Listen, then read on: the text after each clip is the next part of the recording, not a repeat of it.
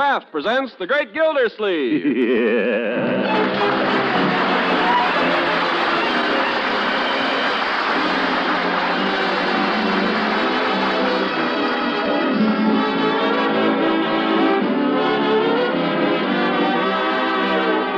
Kraft Cheese Company, makers of Parquet margarine and a complete line of famous quality food products, presents Harold Perry as The Great Gildersleeve. Kraft brings you The Great Gildersleeve every week at this time, written by John Wheaton and Sam Moore, with music by Claude Sweeten.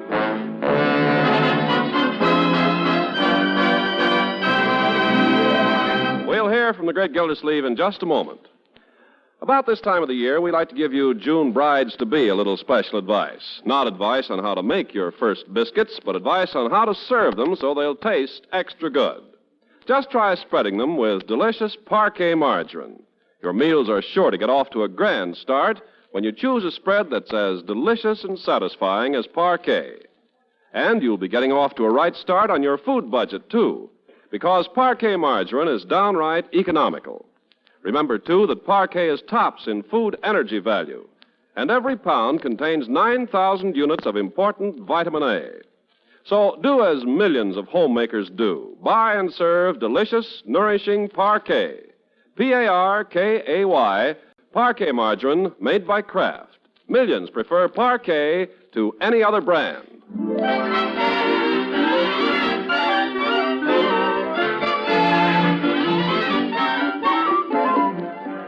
Now let's see what's happening to the Great Gildersleeve. We find him opening his morning mail, and among the circulars from plumbers, investment houses, and people who want to sell him a used car is a letter postmarked Wistful Vista. Well, Wistful Vista. Is it from Fibber McGee, Uncle Mort? I suppose so, Leroy. Wonder what the little squirt wants now. Is it from Mr. McGee? No. Listen to this, children. Who's it from? The First National Bank of Wistful Vista. Uh-oh. You're wrong, Leroy. Listen, dear Mr. Gildersleeve, upon checking over our records, we find you have an unclaimed savings account with us, which we have taken the liberty of transferring to your bank in Summerfield. The amount, with interest to date, is $209.14. We're rich! Yay! I can't believe it. What's going on in here? We're rich, Bertie! Uncle Mort found some money! My, this family gets crazier every day. Stop it. Now, we're not rich, Bertie. We never will be. You don't have to tell me, Mr. Gildersleeve. I gave up long ago. But apparently I have come into a little money. Where you going, huh? I'm going to call Mr. Todd at the bank. I'm going to ask him if the money's come in. This might be McGee's idea of a joke, you know. Some joke. No worse than some of the... Oh, hello, Mr. Todd there. Mr. Gildersleeve. But if it is a gag, I'll take that little twerp McGee and squeeze $219.14 right out of his ears. Hello, Mr. Todd. I want to find out if you received a deposit from my account this morning from... You did? That's right, $209.14. Thank you. Oh, we're rich! Stop it, you'll shake down the house. What are you going to buy with all that money, Unc? Well, I'm going to think it over. And in order to think, I need to be alone. And to be alone, I need a cigar. See you later, children. Oh, that isn't fair.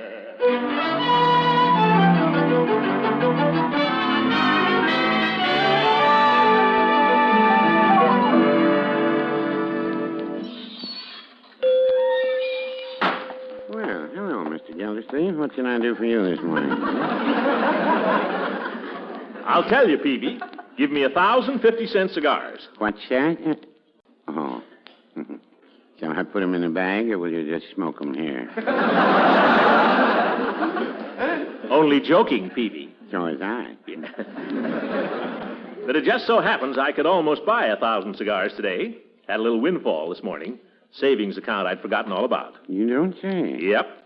I've never been able to forget a penny. It must be a wonderful feeling. Great. But I'm not blowing it all on cigars, Peavy. Let me have 3 of those 3 for a halves. Yes, sir. That'll be 62 cents. 62 cents for 50 cents worth of cigars. That's inflation, Peavy. Well, no, I wouldn't say that. It's all taxes. Oh, well, so long as I'm rich. I wonder if you've considered investing this windfall, Mr. Gildersleeve. Investing it? Well, I hadn't thought of that, but it might be a good idea. Well, you could spend it, only most of the stuff you buy these days is junk.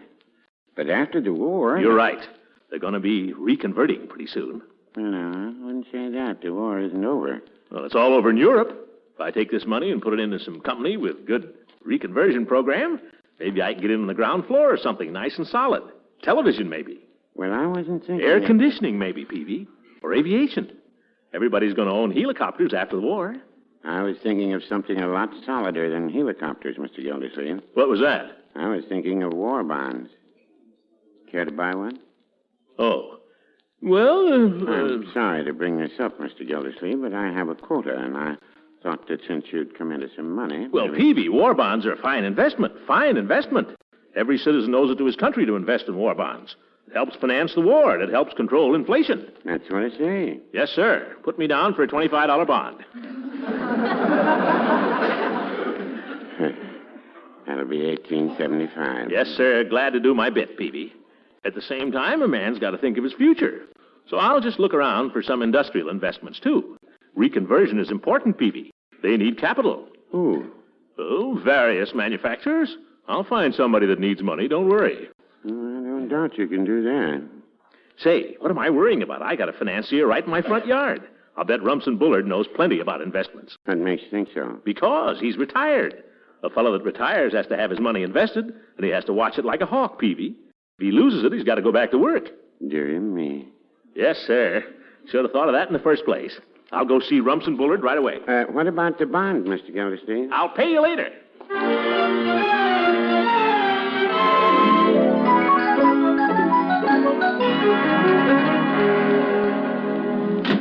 that you, Unc? Yeah, it's me. Oh, boy, I've decided what I want to buy, Unc. Don't pay any attention to Leroy, Uncle Mort. I thought of something really practical. Now, I'm not going to buy anything, so just save your breath. Oh, Unc, I only want an electric saw. It only costs $16.50. But we really need a sofa, Uncle Mort.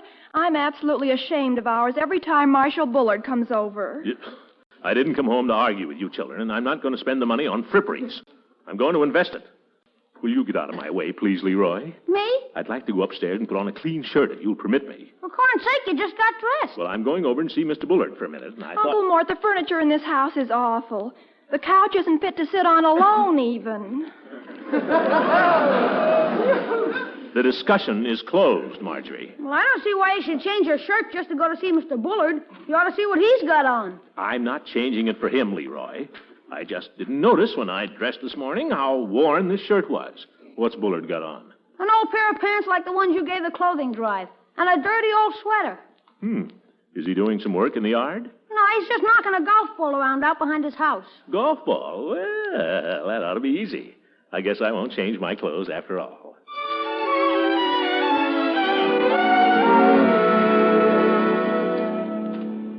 Well, Mr. Bullard, another addict of the grand old game, I see. What? Oh, hello, Gildersleeve. You play golf? Do I play golf? I'm afraid I'll have to plead guilty. Nice putting stance you've got. Ernie Trafton taught it to me. He's the pro at the Stony Meadows Club out on Long Island. Oh, yes, I've heard of him. Is that where you played back east? Mostly. That was my home club. Most of my friends played there. A lot of Wall Streeters, I presume. Wall Streeters? Well, I imagine most of your friends were big stock market operators, weren't they? Oh, no, just ordinary businessmen. Want to try a couple of putts? Oh, thanks. I guess you've played the market in your time, haven't you, Mr. Bullard? Well, I fooled with it a little, but it's bad medicine. Go on, hit the ball. The hole is that tin right over there. Well, that's pretty clever, that little tin. Oh, yes, sir. But as I was saying, I'm thinking of reinvesting some of my investments.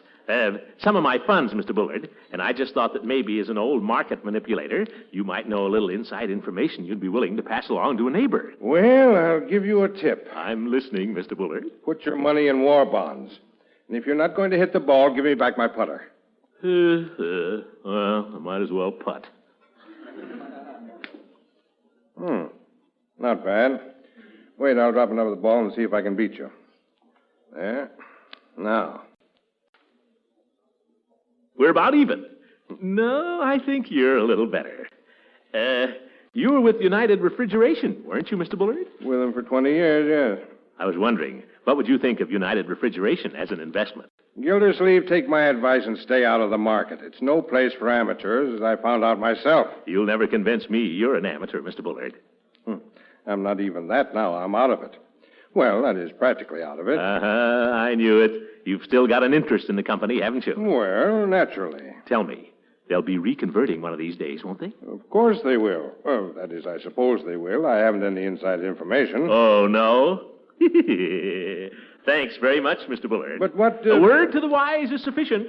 But don't worry, I won't tell anybody else.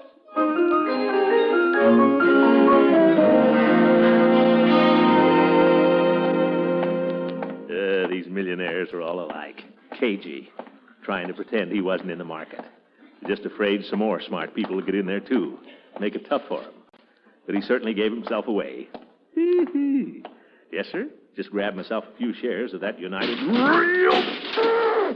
Leroy! Confound that kid. I don't know how many times I've told him not to leave that bicycle on the side. Call me, Unc? Get this bicycle off the walk. It almost broke my neck just now. Can I leave that there?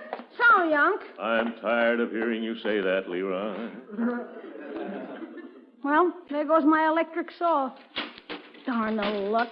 Why did he have to trip over it? Gosh, if I found $200 practically lying in the street, I'd buy stuff for everybody. Expensive stuff, too. I'd buy everything I saw in Hogan's department store window. I won't be able to get all this furniture immediately, but if certain plans work out... Oh, Unky, darling. Furniture. Now, my dear, there's nothing certain yet. Of course, it isn't certain the sun will rise tomorrow either. How soon will you know? Won't take very long if my calculations are correct. There might be a waffle iron for you, too, Bertie. Mr. Gildersleeve, if you buy me a waffle iron, I promise you won't regret it. Yeah, I know that, Bertie. Waffle iron. And if everything goes well, I might even get Leroy that electric saw. But don't tell him I said so. Hee-hee, the old son of a gun. Well, I'll play along with him.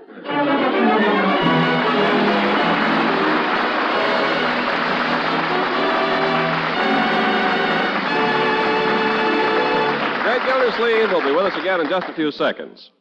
And now a brief word picture of an appetite-arousing meal. In the kitchen, Mom has whipped up a big batch of pancakes. She flips them hot off the griddle. Johnny grabs one after another of those golden brown griddle cakes and stacks them on his plate. Pass the parquet margarine, please, he shouts, because that's the way they taste extra good.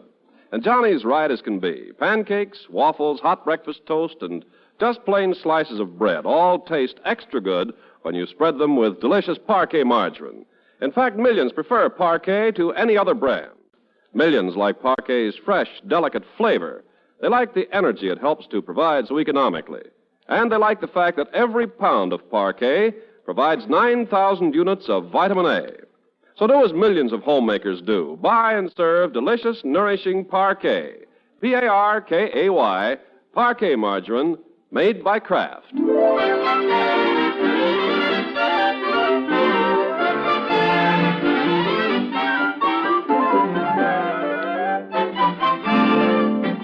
Now let's get back to Gildersleeve. Gildersleeve, the financier. For 3 days, he's been following the ups and downs of the stock market, and he's been like a kid on a roller coaster.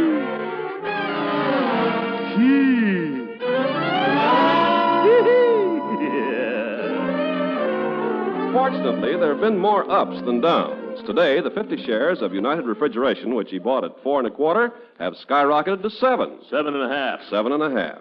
Now, when Gildersleeve gets hold of a good thing, he's not a man to keep it to himself. So when he sees his next-door neighbor, Mrs. Ransom, going by, he runs to the window and hollers. Leela! Leela, where are you going? Oh, hello, Throckmorton. Wait a minute, I'll be right out.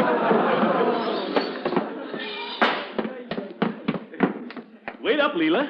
What's your hurry? I'm on my way to the lending library. Miss Trimble just phoned me. I'm next on the list for Forever Amber. Well, forget it, Leela. Come on up on the porch and sit down. Oh, I can't. Oh, come on. I can't. I've been waiting too much for this book. I'll save it for you when I've finished, if you like. Oh, I'm too busy to do any reading these days. Well, if you're so busy, what are you doing home in the middle of the afternoon? Why aren't you down at the water department? I'm letting my secretary handle that. I have more important things to attend to. Come on. Sit down for a minute, Leela. You're being very mysterious, Throckmorton. Well, I don't tell everything I know. But you'd better be nice to me just the same. Now, why should I be nice to you? What have you ever done to deserve it? Nothing. I just thought you might like to know that I came into a little money recently, that's all. Let's sit right down here on the grass, shall we? Throckmorton, stop it. Why should I? Oh, please, there's a little boy coming. Oh, him. Hello, Craig. Where's Leroy? I want him to play with me. Leroy? He's in the house somewhere, I guess. Why don't you go ring the bell? Who's she? Oh. Well, this is Mrs. Ransom. She lives next door, Craig. Leela, this is Craig Bullard. How do you do, Craig? My, you're a fine big boy, aren't you? Where's Mr. Ransom? Well, Mr. Ransom is no longer with us. Now, if you want Leroy, just go ring the bell. I want him to come out. I want him to play with me. Well, just go ring the bell and he'll come out. What are you doing? We're sitting on the grass. What does it look like we're doing? I want Leroy to come out and play with me. All right, go get him. We're busy here. Gee, God. Just go right up to the door, honey. Don't be afraid. Leroy! Oh, Leroy! Leroy isn't here! He's there, all right, Craig. Just walk in. Now, where were we? Oh, yes. Throckmorton, you were telling me about some money or something. You stick with me, Leela, and you'll wear diamonds. I couldn't possibly accept a diamond from a man I'm not even engaged to. Well, I didn't mean that literally. Oh. But I can tell you how to make some money, Leela, if you'd like to. Would I? How? Promise you'll be nice to me? We'll see. Well, come here. What for? I want to whisper in your ear. Whisper what? A secret. What's the secret? United Refrigeration. What?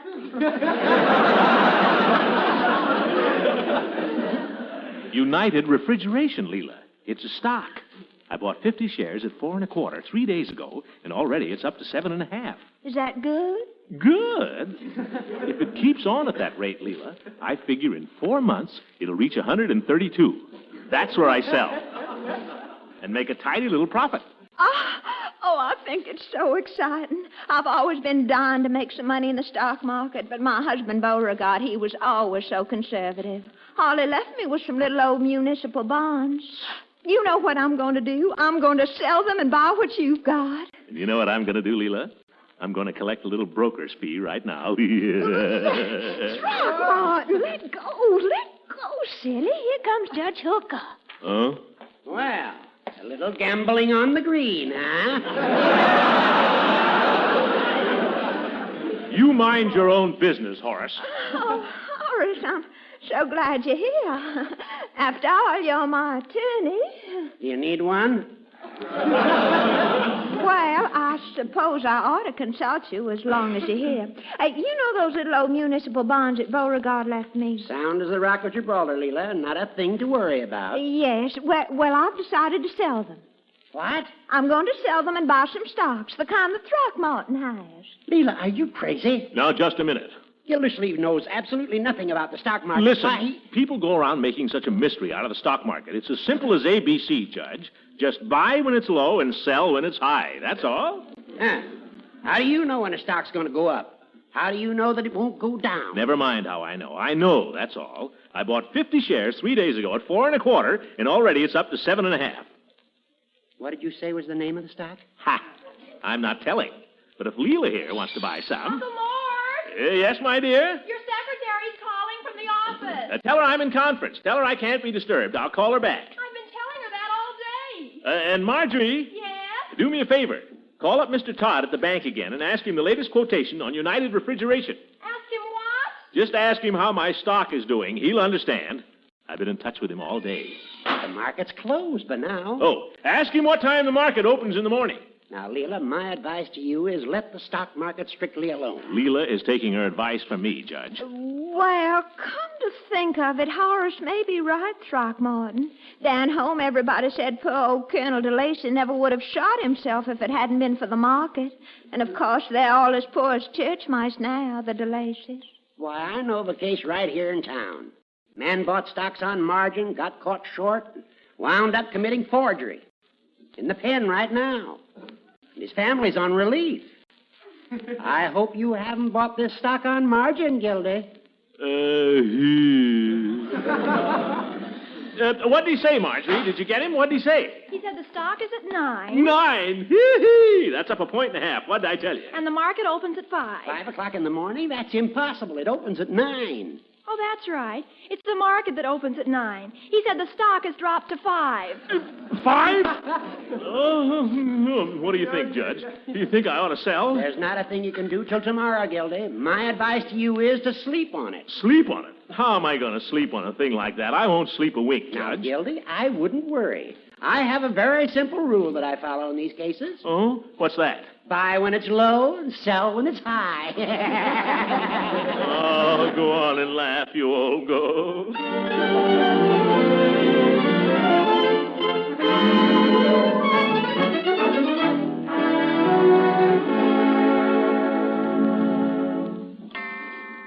One, 2, 3, 4. 4 o'clock. I'll never get to sleep. Why did I do it? Why did I do it? 7 1/2. 7 1/4. 7. 6 3/4. 6 1/2. 6 1/4. Buy when it's low and sell when it's high.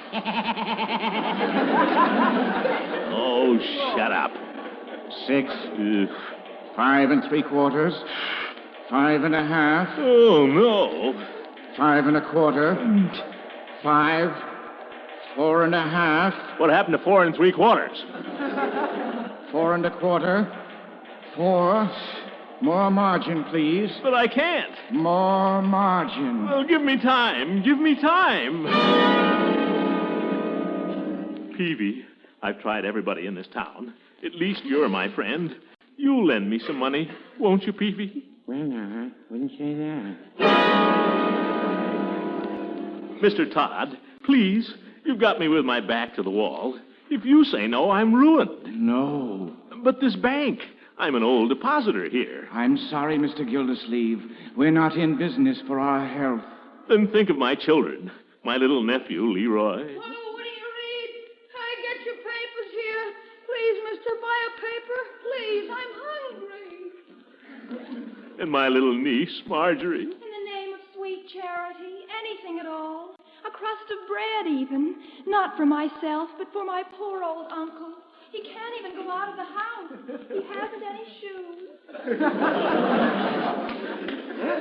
Bless her heart.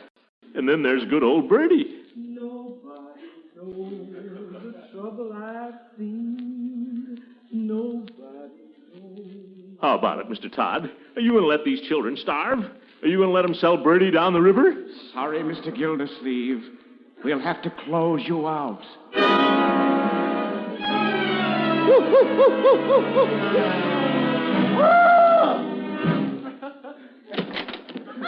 Holy smoke, what's the matter?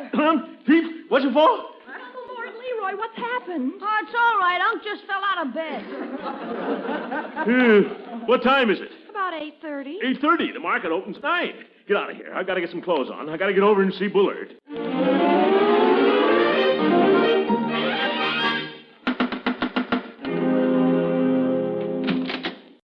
Oh, hello, Craig. Is your daddy in? Where's Leroy? Leroy is at home. Is your papa in? I want Leroy to come over and play with me. Look, Craig, I'm a little in a bit of a hurry. Yes, it's important. Is your father home? I want to see him. What do you want to see him about? Never mind what I want to see him about. Just go tell him I'm here. Someone at the door, Craig? A man. Yes. Oh, hello there, Gildersleeve. Run along, Craig, and go and finish your breakfast. Mr. Bullard, I don't know if you heard, but United Refrigeration's dropped 2 points. Well, I thought you'd want to know. I mean, we got to do something. I mean, you've got influence. If you threw your support behind it when the market opens... what business is it of mine? Well, you own stock in it, don't you? United Refrigeration? I told you I got rid of all of that 2 years ago. As a matter of fact, I got rid of all my stock 2 years ago. But I thought... Yes, sir. I sold out all my holdings, and I put in every nickel I had into government securities. Government security? War bonds.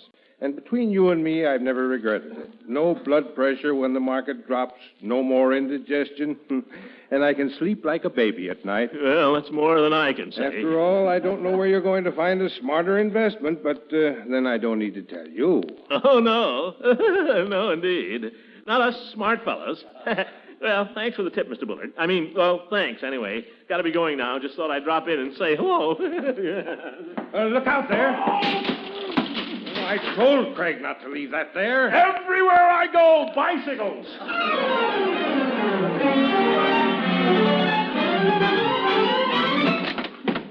Mr. Todd, I've got to see you.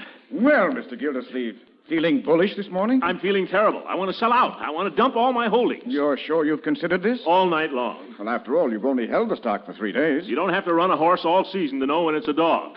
Oh, Miss Honrath, what's the latest quotation on United Refrigeration? United Refrigeration opened at 4 1/4. That's just what I paid for it. Well, now, it might go up. It might go down. Sell it before I go crazy. Sell 50 shares for Mr. Gildersleeve's account. Now, might I ask you, Mr. Gildersleeve, if you're contemplating some other investment? You darn right I am. War bonds. A very wise choice. There's no sounder investment. How much shall I put you down for? Oh, no, you don't. I'm buying these from a place I can trust. Well, Mr. Gildersleeve, war bonds are war bonds, no matter where you buy them. Well, I'm not taking any chances. I'm buying mine at the drugstore.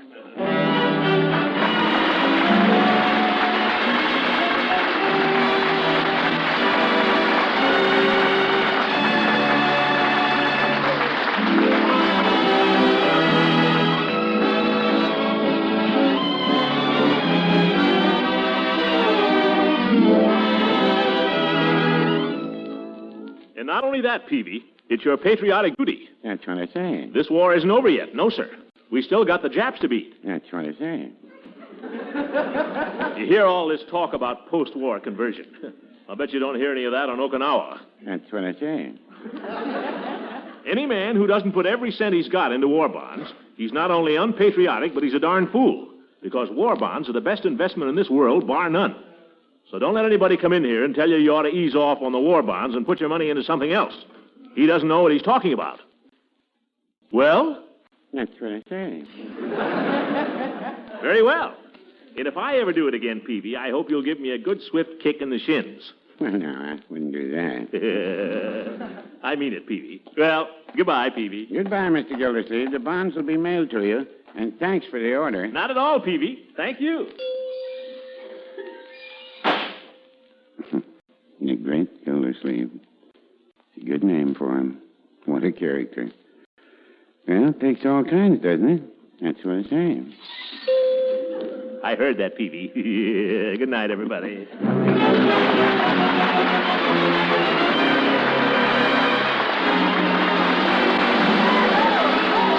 on this program was directed by Claude Sweet. This is Ken Carpenter speaking for the Kraft Cheese Company, makers of parquet margarine and a complete line of famous quality food products. Kraft invites you to listen again next week at this same time for the further adventures of the great Gildersleeve.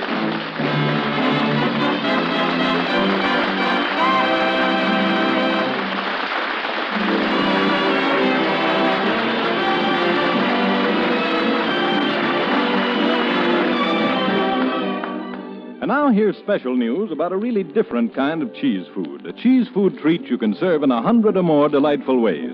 It's Pabstet, spelled Pabst-ETT. Pabstet, the delicious cheddar cheese food. Pabstet is a different kind of cheese food because it spreads like butter at room temperature, slices neatly when chilled, and melts with luscious smoothness into an appetizing sauce that you pour over macaroni, hot vegetables, chicken, and fish for extra cheese flavor goodness. Pabstet toasts to perfection, too. Makes grand sandwiches and snacks for all occasions. Pabstet is extra nourishing, extra easy to digest, and the children simply love it. Treat your family to both tempting varieties, Golden Pabstet in the yellow package and Pimento Pabstet in the red package. Tomorrow, buy Pabstet, the delicious cheddar cheese food of 100 uses.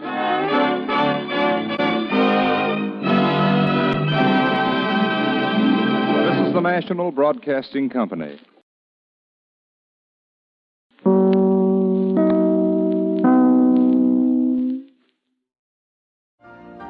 You've been listening to the OTR Gold Network. Find more classic radio at otrgold.com.